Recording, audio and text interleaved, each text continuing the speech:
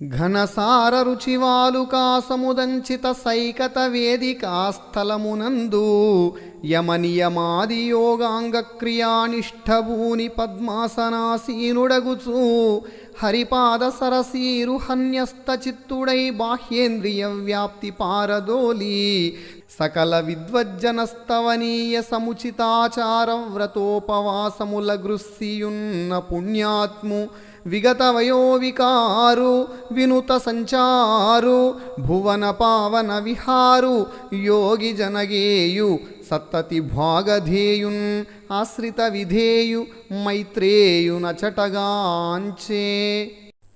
స్నానానంతరం అచట కర్పూరం కుప్పపోసినట్లున్న ఒకానొక ఇసుక తిన్నె మీద యమ నియమాలతో కూడిన అష్టాంగ యోగాన్ని నిష్ఠతో ఆచరిస్తూ పద్మాసనాసీనుడైనాడు. హరిపాద కమలముల మీద ఉంచబడిన మనస్సు